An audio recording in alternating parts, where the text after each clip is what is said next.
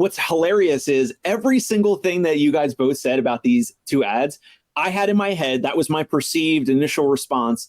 But I was like, let me send them to Jimmy and Tony. Maybe we'll get this on the show and let me hear how they can maybe poke holes in this. And you guys said exactly what I thought, which is the first one's got crazy looking abnormal design, but the bullet points are better because they're like a tangible, like a few more yards, a few more rounds. It's something like an actual number instead of like. So I did 2 clinical rotations as a student at Voluntary Tennis Academy, which is connected to IMG. It's like a 200-acre campus. They had kids from all over the world that would come. They would prioritize sport, and then they'd have school on the side, and it was a boarding school. And these kids loved it, and they were largely from other countries, and it was a great experience. I mean, they built friendships that lasted pretty much their entire life. And I remember talking to Ron Miller in Orlando and saying, like, why don't we have more therapists, especially somebody in nice areas, creating this kind of rehab experience in the States? I know you could go to Thailand and you could go to other countries and you can do, a knee replacement for a fraction of the cost and live like a king. But like, why wouldn't, even here in Ohio, Cincinnati, Dayton area, I'm like, why wouldn't I create a 30-day experience, 28-day experience where I coordinate the hotels, I coordinate transportation, I coordinate everything. And somebody literally comes like a rehab boot camp. They live on site, the meals are taken care of, transportation, rehab, and they focus 100% of their time on getting well. And it's not just the, rehab part, but it's like learning new things, mindfulness, meditation, yoga, all of the things that we would want to incorporate, personal chef. Like, there's such an experience we can build there. But I think most don't, because they're like, well, who would pay for that? Well, there's a ton of people that would pay for that. And then once you open it up to anyone, anywhere, all you need is a handful, right? All you need is 3 or 4. So the first thing that comes to mind, let's go back to boarding schools, and then we'll go to like summer camp for ACL reconstruction, Yeah. 28-day boot camp. So with the boarding schools, you have 2 audiences. You sell prestige, you sell this is what's best for your kid, you sell this is how you get them ahead, you sell the future to the parents. And to the kids, you sell fun and all the things that they want. So it's 2 different audiences to get one yes. And if you flip that over to, I guess, rehab and medicine, that's when things get wonky, because if the insurance company is the parent and the kid is the patient, the parent, the insurance company, doesn't care. They are self-motivated, where the parent is very much, I will bleed for this kid. I will do what's best for this kid.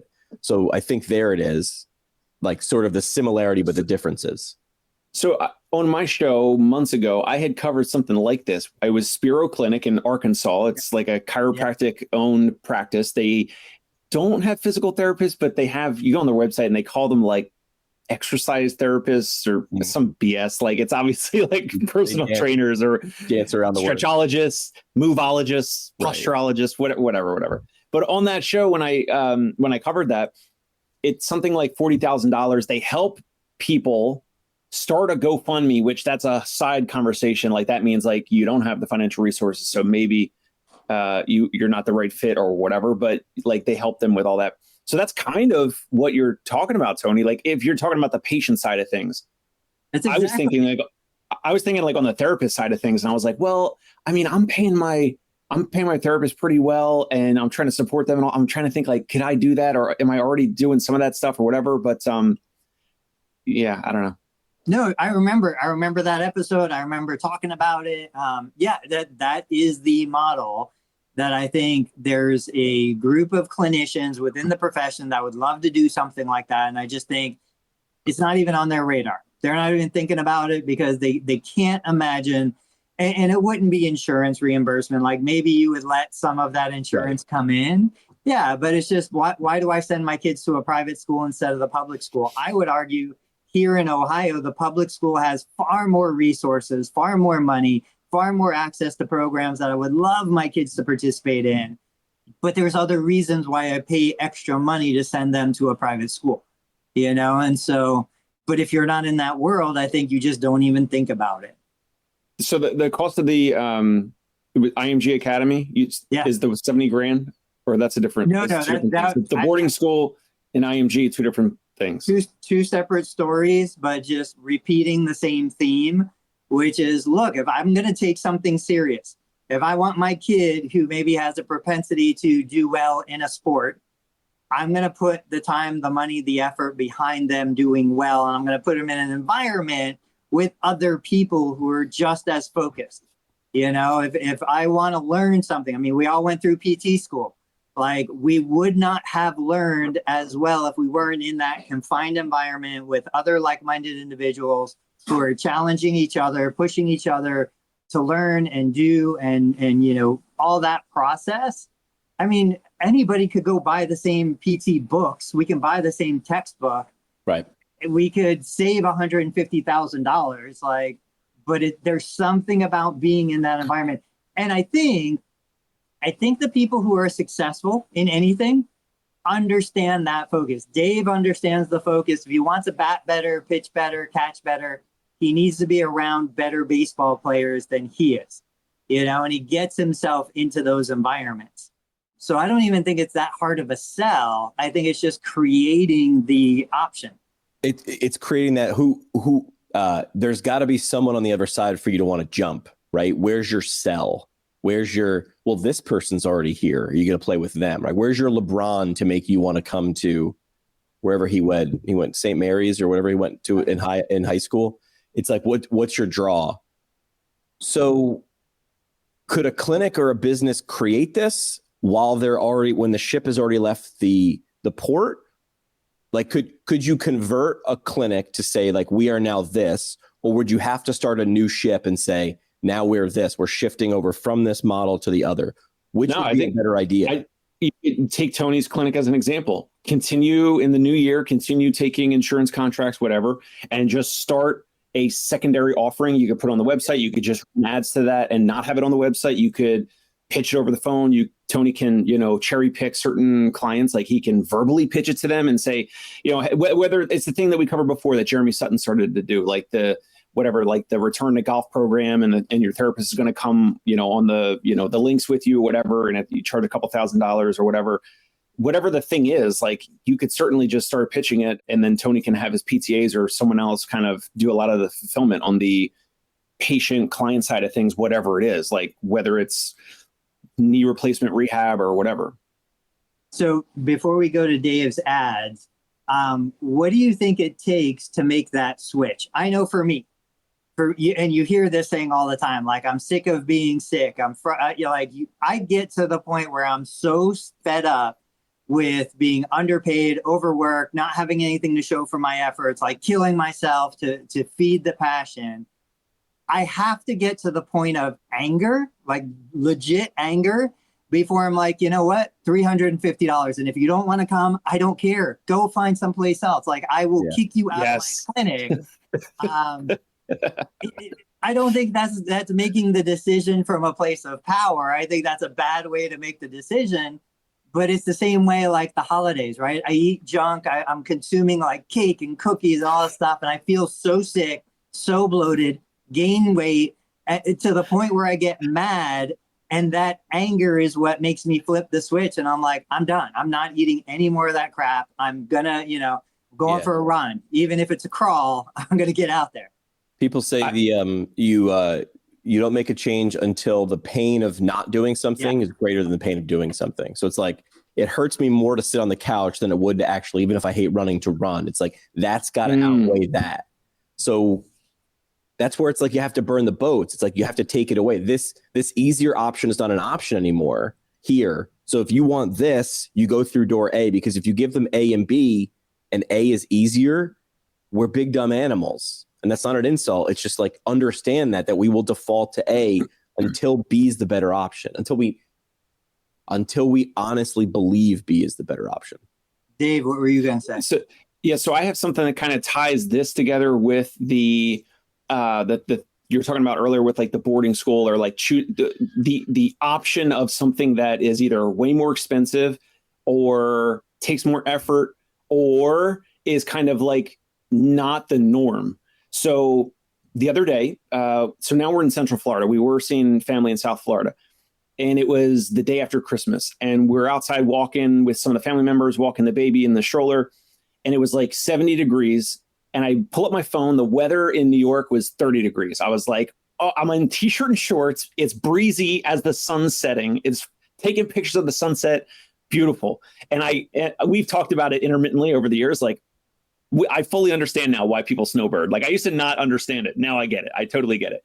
And for the past couple of years, Andy and I have talked about, like, could we start snowbirding? Like, how? But here's the thing. Most people will be like, no, like, just conventional wisdom is I can't snowbird until I'm, 50, 60, 70, 80, whatever. Right. And now, for a lot of different reasons, whether it's being around different minds like you guys or just exploring different things, it's more like myself. It's how could we do that? Right. Like, I'm only treating like 2 patients at a time right now, like back in Brooklyn. So it's not really me generating patient income or revenue. So it's like, well, if I had this, if I grew a little bit more, or if I had, if we're looking at some target companies, and if we acquire one of them in the new year, whatever, and then in the next couple of years, there's like enough cash where, like, certainly we could do this remotely. So I'm looking at it as like, how could I afford that? And I think that's something when Tony, you were just saying, like, we're not going to take action until we're either angry or, frustrated or something like that. And maybe that's a lot of people, but I don't want to be like Jimmy was saying, A and B. I fully know what the one direction is. I understand. I've seen my family, my friends, if you live a certain way, you do a certain thing, and you just take that route. And there's nothing wrong with that. We're in a great country, arguably the best country ever. So that's still a great route. But then the other route of, like, how can we potentially afford to snowbird, send our kid to a boarding school, charter school, whatever, the best school, Ivy League, whatever it is, those types of things. I think patients or even physical therapists can maybe evolve over time to think, how could I do that? Not like that I can't do that or it's impossible. How could I do that? Therapists watching, listening, how can you add $50,000 to your income per year? Like, it doesn't make sense. But if you came to me and said, I can help you with Breakfast Club, I can help you with leads, I can help you with lead nurturing, I can help you with acquisition targets, I'll reach out to company, whatever. Now it's like, no, that maybe gets me closer to doing the thing I want to do, which would be whatever, snowbirding or whatever. Yeah, I totally agree. Like I said, it's not the best way for me to make decisions. I want to be in control. I want to be proactive. I want to be moving toward the outcome I want. But I also acknowledge that a lot of times I just go with the flow. I'm going to take the easy road most of the time. I'm not going to go into resistance most of the time. And so as a result, I end up waiting way too long to fire somebody, too long to make a decision, too long to do anything, because I'm comfortable until I am not comfortable anymore. And that's kind of, I seem to find those cycles in my life. And since it's the end of the year, we think about the annual review. Like, this is a deficit of mine that I acknowledge, that I know is there. Even stupid stuff like a leaky pipe. I'll let it leak to the point where I can't let it leak anymore. And then I'll take action and do something. I could have taken action a year ago, but, a lot of times procrastination does pay off. What's up, Jimmy? Do you know the broken window allegory, the broken window fairy tale, the story? Tell me. Guy buys a house, and it's got like a really ornate, like fancy window, and the kid next door kicks a soccer ball into it. And it's like a basement window, and he's like, I'll get to it. But he's like, oh, I'm looking at it. It's like, it looks like it's custom. It's going to cost a lot of money. He waits a year. It rains, it snows. Now there's water damage and there's water getting in. He waits more because now it's more. He wants to sweep it under the carpet, the rug more. Finally, the pain, he's like, I want to go sell the house or do whatever. The pain hurts so much, I'm just going to pull the trigger. He finds out it was $100 fix originally. Now it's going to be $1,000. But we're defaulted to do that. So I'm going to give people grace and just say, like, your initial response is to make sure you are breathing and have food and water and no bears, right? So I get it. Like, that's your initial response. There's your emotional response. This is where I think we should go go a little bit backwards. It's like, we're big, dumb, emotional animals. Good. The window's broken. Don't fix it because I'm not bleeding. It's not stealing food or water from me or air, right? Then go to the logical response, which is, I'm going to have to fix this. I'm not doing anything today. I could default on laying on the couch, and I get that, and I'm guilty of that myself. But if I wait, it could be $1,000 problem. Or why aren't I in Florida when I want to be? What could I be doing now to get there? I mean, dude, if you want to talk really personally, I've been going through some stuff and I've talked about it a little bit with my dad over the last year and a half. There are some triggers I haven't pulled because I'm emotional, right? Why haven't I moved on, getting him different help? It's because I keep saying I'm the best person for this. So I keep doing it, knowing I'm not. Like, deep down inside, logically, I know I'm not, but I don't want to have to say that out loud, right? Now that I'm doing this out loud on a live streaming podcast, but you don't want to have to say it out loud because it's personal. So I think you have to do the dance of emotional and logical, or you'll get burned.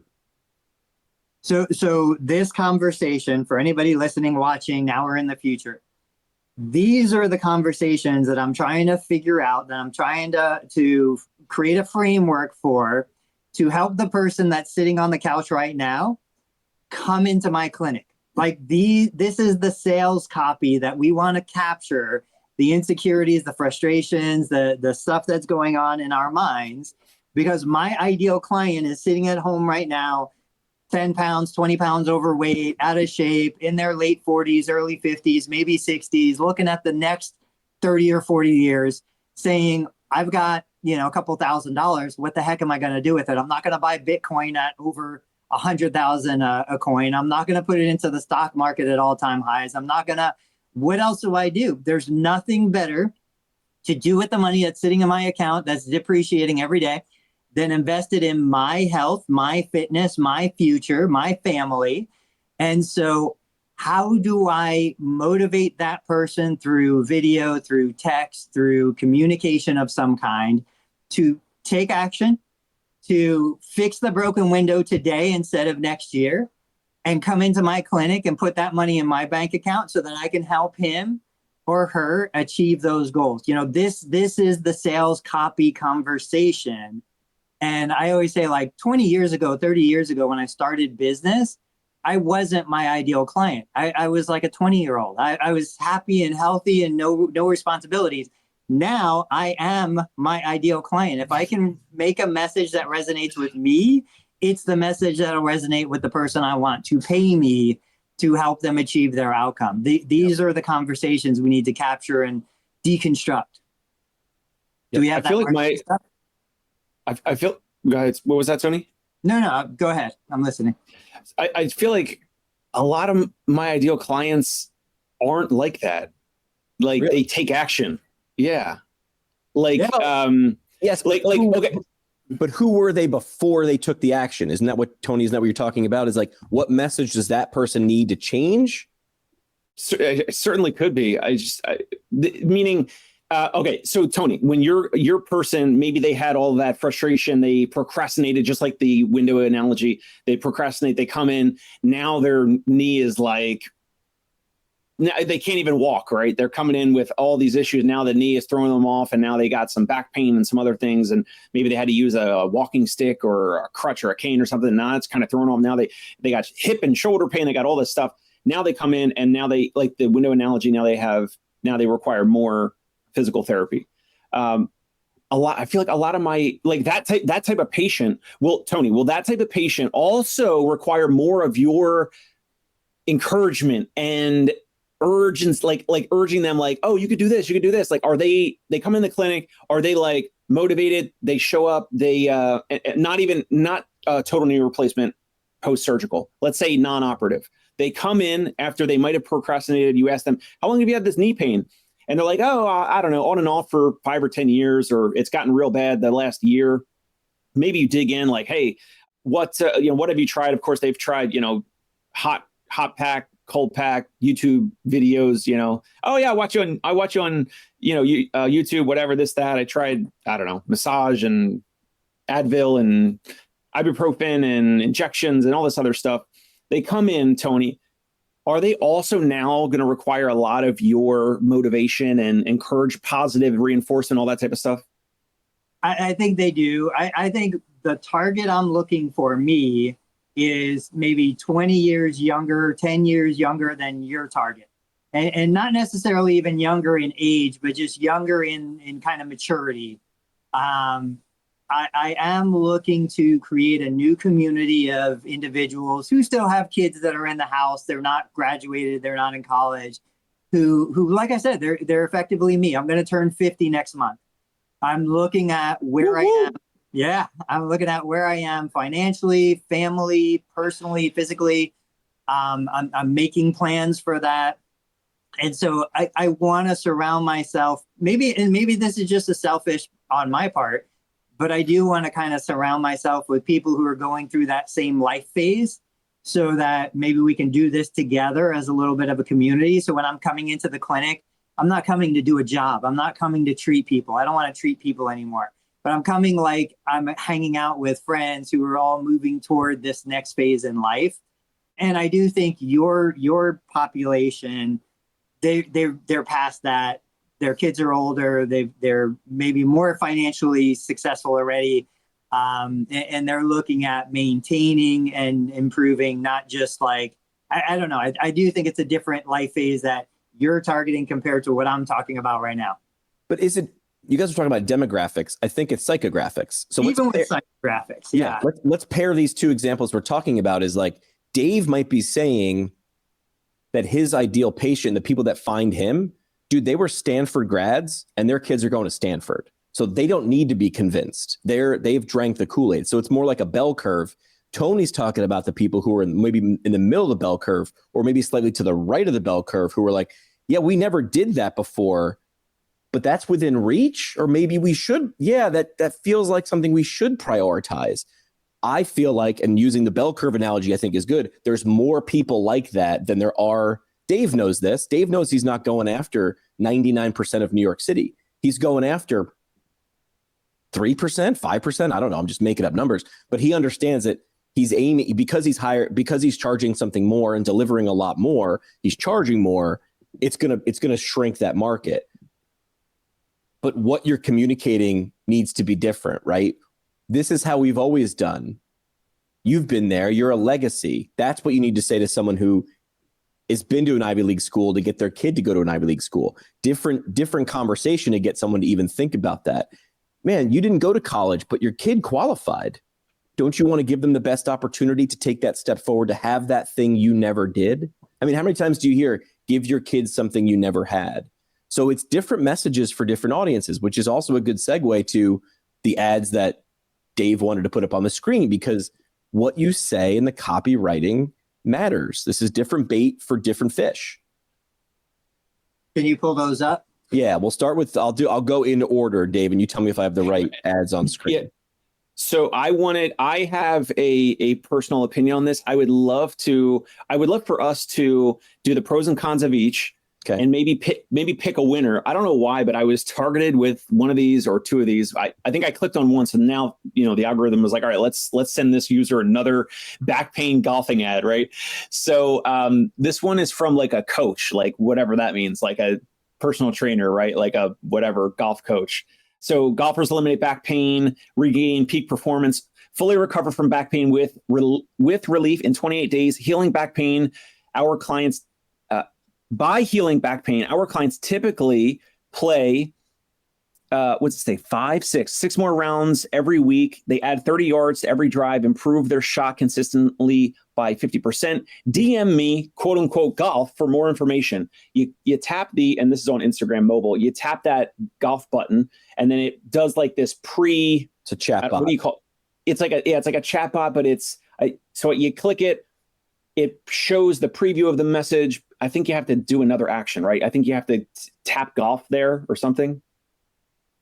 That was the first one, maybe. Yeah. I think I opted into this, and then the whether it was a bot or whatever, then this account, messaged me like, oh yeah, tell me about your golf pain with, tell me about your back pain with golf. And I'm like, no, I'm just physical therapist. I'm just clicking. I got served this ad, and I was just, I accidentally opted into your ad. And he's like, awesome. Thanks for costing me $3. Yeah, well, that's business. That's what it is. I'm sure Tony clicks on ads all the time. I know I do. So, okay, that's the one. And then, yeah, it was just like right into DM. Okay, so here's a second one. Golfer with back pain, question mark. I'm looking for 5 golfers who want to decrease pain, unlock mobility restrictions, improve strength, stability. Send me a message for more info. Dr. Brandon Bensing, PT, DPT. Same exact ad in terms of like a DM type message. You click, you tap send message. Then you have to click that again. So the blue font here, if you're watching on YouTube, you have to tap that button again, and that will send that message as if it's from you. So the previous one was golf in capital letters. This one is I, the user, I'm sending this message to this ad account, this golf back pain person or PT. I have back pain. So I have a couple pros and cons of this, like maybe just to help the audience, like what are some pros and cons of both of these? So one is it doesn't really matter, but one's from a coach, whatever that means, and one's from one of our colleagues somewhere in the country, Florida, I think, a physical therapist. We could go, I don't know, copywriting, quick design. View of design, call to action, features, benefits, that type of stuff. Who wants to start first? Jimmy, go ahead.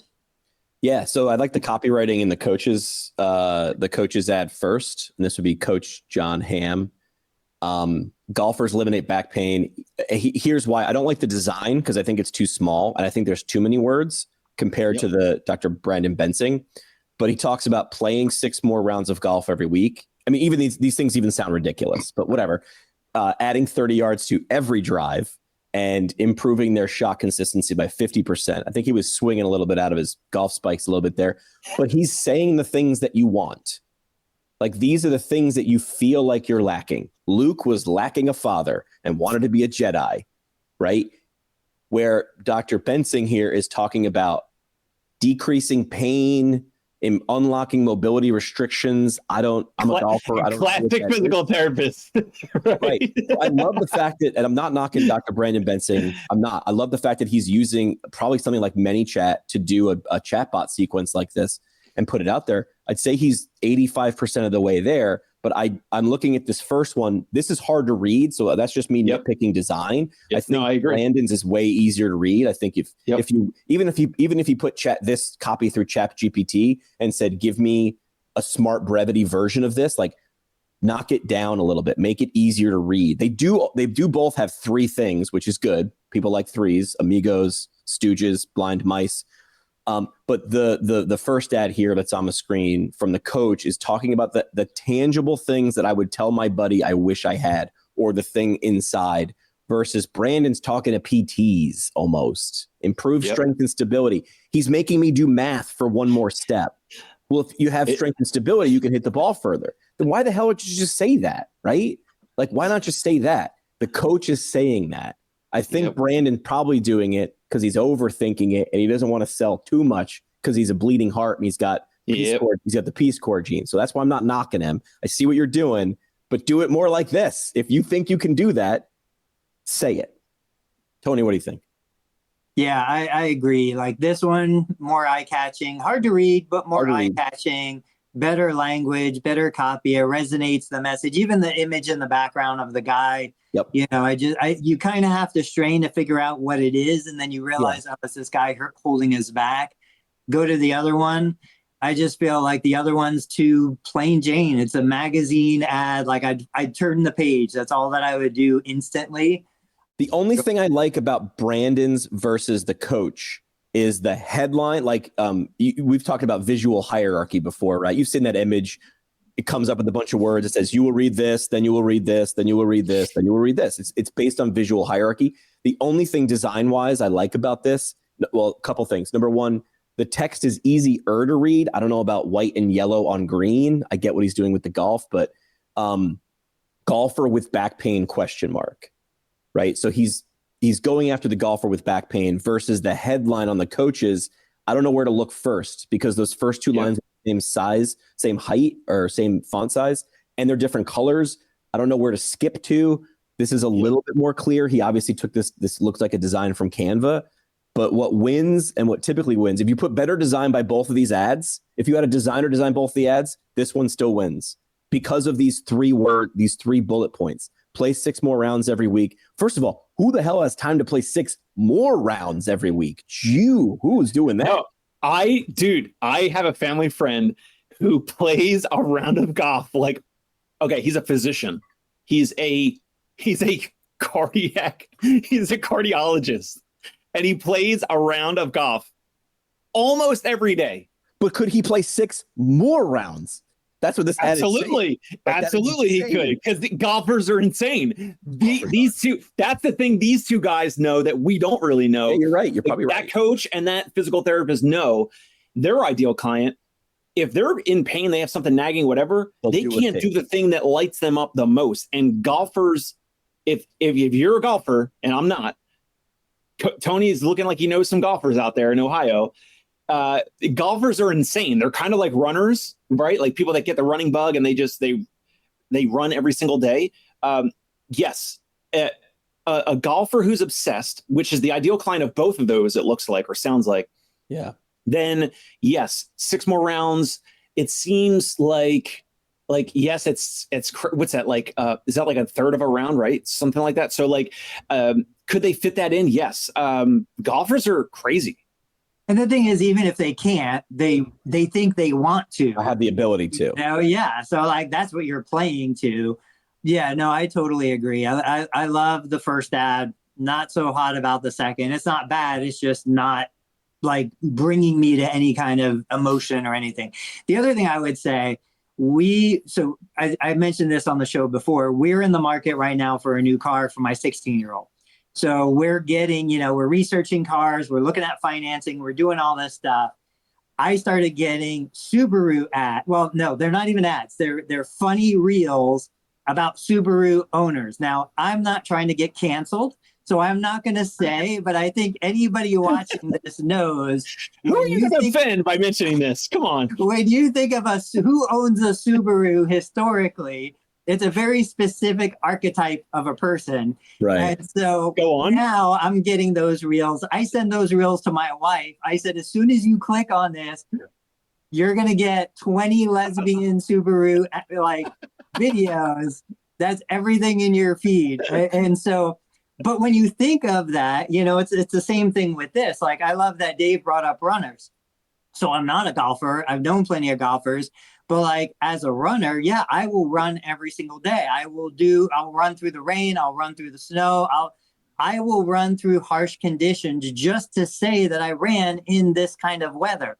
And so playing to my emotions around that, even if I couldn't run 6 more miles a week, I want to feel like I could run 6 more miles a week. I want to pretend in my mind that I could run 6 more miles a week. Yeah. Yeah, I agree. So just a quick recap on these two ads, right? I saw both of them. I think I had screenshotted the one, and then like later that day, a couple of days ago, later that day, I got the other one. So I was like, oh, then I screenshotted the second one. Then I sent them to you guys. I was like, hey, we should, we can discuss this. What's hilarious is every single thing that you guys both said about these two ads, I had in my head. That was my perceived initial response. But I was like, let me send them to Jimmy and Tony. Maybe we'll get this on the show, and let me hear how they can maybe poke holes in this.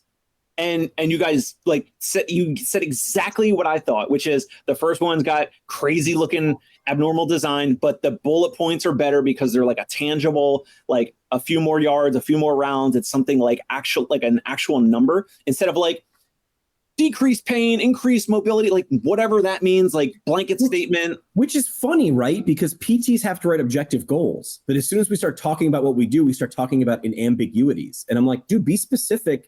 And also don't write the goals that you'd write on a note, right? Say what you'd say to the patient. Don't translate it to soap note jargon. Say it like you'd say it as a human. Then we sit down at a keyboard and we start talking like that. That's the mistake.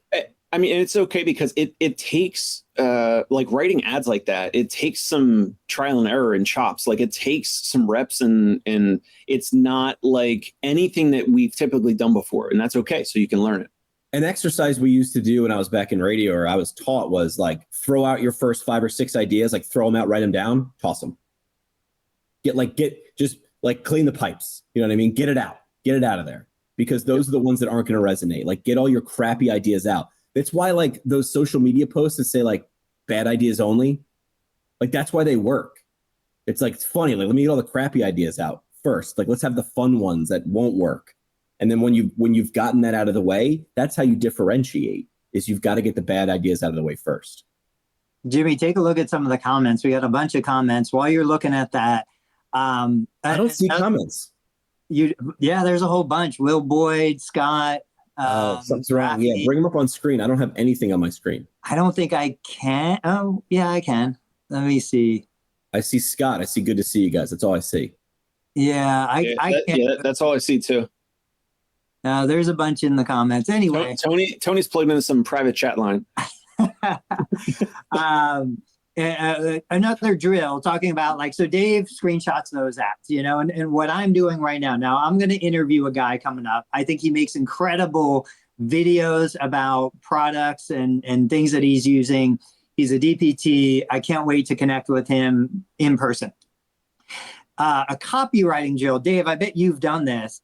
You find old copy sales letters, and you literally handwrite. Yeah, you handwrite exactly what was written then, and it starts to get your brain thinking in the same way. So, like, I would take the first ad that we saw, the preferred ad of the two, and I would recreate that ad. Like, I'd recreate the same colors, the same words, just literally recreate the ad.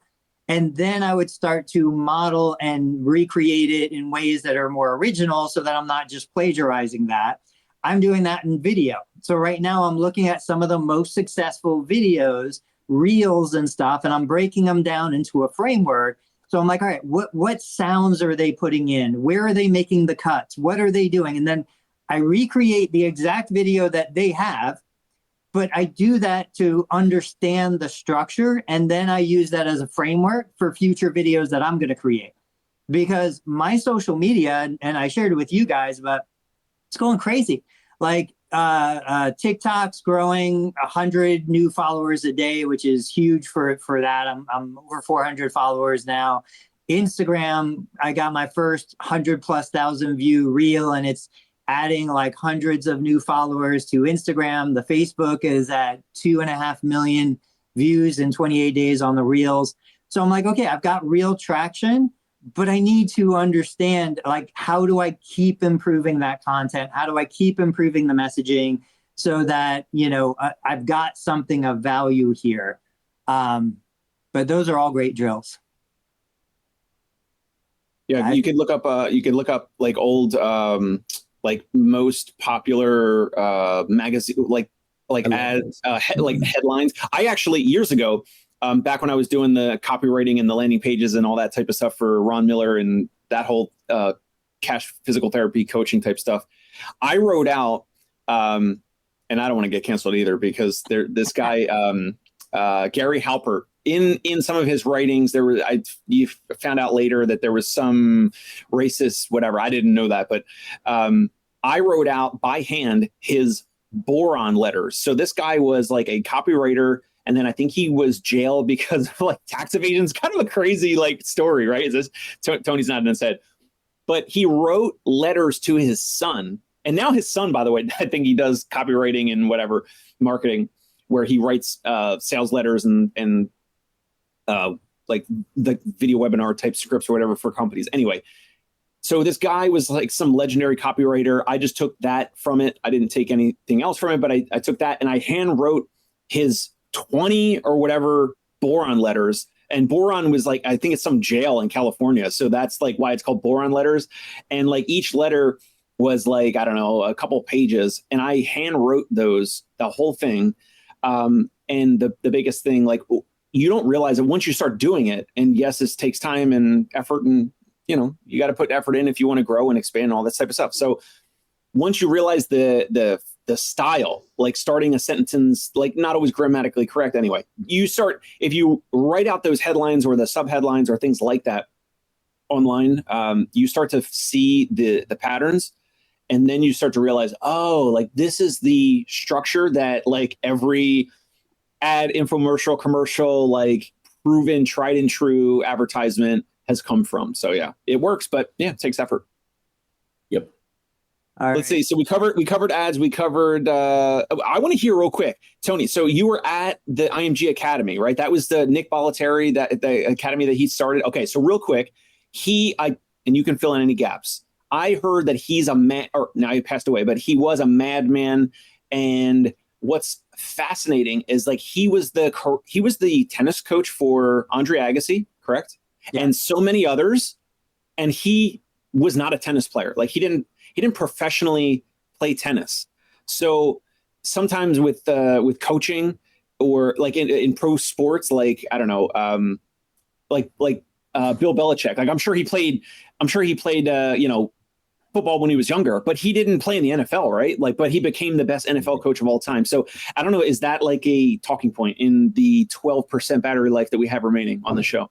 I think the interesting thing, I mean, and I have researched this. I can't even count how many times, like the difference between a coach, a trainer, a mentor, these different words we use. So I look at somebody and I didn't know him personally in any way, but even using this as an example. So you have Andre Agassi, which was like the big name. Maria Sharapova was there when I was there. There were multiple like top tier tennis players, but then also with IMG, we had the Wizards basketball team was there when I was there. There were professional golfers there when I was there.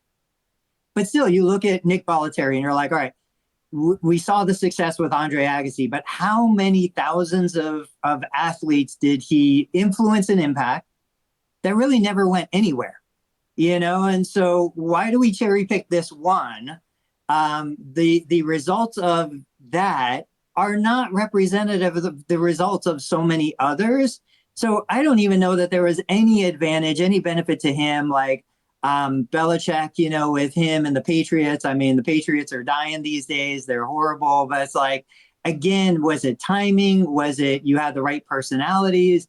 I think probably the best thing was the perfect union of whatever the athlete needs and whatever the coach provides. Those two come together at the right time in the right place in the right environment for the outcome, whatever the outcome is going to be. And I think about that with patient care. I'm like, look, I'm not the smartest, I'm not the most knowledgeable, I'm not the deepest into the research, but I do think that if I hit the right person at the right time with the right message, amazing things happen. I can't take credit for that. It's just, it is what it is. But yeah, there were some really incredible experiences. Dave Hogarth was my CI. He was the physical therapist. He was the physical therapist for a lot of the pro athletes. He moved to Arizona. I think he was working with one of the professional baseball teams for a while. I connected with him just through social media recently. But, the thing that I always say about that clinical experience was you've got professional athletes on a plinth, and then right next to them, you've got local geriatrics from the community on a different plinth. They're both doing exactly the same stuff. They're seeing the same therapist. They're doing the same interventions. It's just almost like a surreal because you think these professional athletes are doing such crazy things that we can't even imagine. They're not. They're doing the same. Back then, this would have been a long time ago, TRA contractions and pelvic clock, that they were doing that stuff. So Jimmy just grabbed the prop off the shelf. Jimmy, what do you got? Yeah, Scott was asking what the deal was. I got a bunch of crap in the background. This is, he said, what's up with the bowling pin? So maybe this is a lesson is, bands and stuff would come to the radio station all the time and do meet and greets. I got bored of those because it felt weird to just sit in a radio studio and tell people that I was hanging out with rock stars. So I started changing the location, I would say, because also 50 people can't fit in the radio studio. So what we started doing was like finding fun activities that we as the staff would want to do, like go-karting, bowling. We did laser tag and paintball. So this was just a bowling pin at the band. There was a Canadian band called 3 Days Grace, wrote a bunch of rock hits. So I would always make it like a point to get something weird. Like I think I had a go-kart tire signed by Nickelback or something at some point in silver marker. So yeah, so that's what this is. This is like a remembrance of my radio days with the band 3 Days Grace when we went bowling one time. I went golfing with Puddle of Mud, stuff like that. It's hard to sign a golf ball. It's hard to sign a golf ball. I think I had him sign a flag. There you go. Yeah. I gotta jump off in a couple minutes. Yeah, early, so we'll do some parting shots. Yeah, parting shots, guys. Go ahead. Dave, you start. Let's go back to the advertisement. Know your audience, get some external help. I don't have any advertisement coaching thing to sell you, so I have nothing to sell you. But like, we put out this stuff because this is the stuff that like we think about, and we would kind of send to each other anyway, and we're just putting it in front of you. Go on YouTube, go to Learn Medicare Billing, go to PT Pintcast or the Dave Kittle Show. You can look at those two different ad examples. And that is just in itself, just comparing those two, and one's a coach, one's a physical therapist, but whatever, like basically targeting the same type of person, the same ideal client or avatar, and seeing those differences. And just, you should be able to optimize your potential advertisements and ads in the future by looking at those examples, hearing how we said, here's the pros and cons, here's what we would do different, and here's the winner we're picking, and here's why. That hopefully can get you on first base or second base when you go to run your ads. And, you want to help more people, right? So like, do so by putting out better ads online. And that's one way to do it. Yeah. An interesting observation from today's show and past shows. We don't necessarily like plan this stuff out, but we all come with very similar, like, past experiences. Dave did copywriting. I studied copywriting. Jimmy's a great communicator. I think what you see is people who are moving in a certain direction tend to have commonalities behind them. Certain things are important to them, certain things. And if you don't have people around you to support that, you got to go find those people. You got to come to a show like this. You got to, find people either in real life or virtually. Next time, Dave, I think you saw that email. I copied you on it. The person who reached out, they said they're 45 minutes away. They want to come to physical therapy. Let's talk about that. Next episode, I want to break that all down. Yeah. Yep. But anyway, point being, find people that support the direction you're going. Find people that are ahead of you that you can chase to catch up to. And I get a lot of motivation from people who are behind me, who are pushing me to get better, pushing me to be 2 steps faster because they're catching up. So just put yourself in those environments. Jimmy? Yeah, I would say try to be really honest. You're probably not going to change the environment. You're really not going to change culture, right? Culture is too big and the environment is too big to change. The quickest, easiest, most consistent thing that you can change is yourself, and ask yourself, like, am I in the right spot? And if you're not, move, right? Because everything's too big to change. I used to think I can come in and change things. And that was like me being naive and maybe being young and not understanding things. But put yourself in a good position. And if you're not, you got to move to do that, right? Or communicate it differently and find those things. I see a lot of people saying, I want this to change. A lot of Facebook groups that we're in saying, how do I change this director or this productivity requirement? It's probably not going to change. You're not going to. The funny part is we can say this and someone could agree. They're probably going to stay until they were going to stay and move anyway. Like, you're going to make that, you're going to sit in the pot of water that's getting hotter until it gets too hot. And then you're going to leave. Even if someone says the pot's going to continue to get hotter, you're going to burn unless you leave. So pay attention to that. Maybe we save you 5% of the pain once you recognize that. Myself, and the way I am able to say this is because I am dead guilty of it myself. So. Hey, it's Dave Kittle. Are you a healthcare business owner or physical therapy practice owner who is looking to figure out your succession plan or exit strategy? We might be able to help. And in fact, we may be interested in acquiring your practice. If you're interested, you can reach out to me. Shoot me an email at dave@conciergepainrelief.com. That's DAVE@CONCIERGE painrelief.com. Or you can call me at any time, 646-781-8884.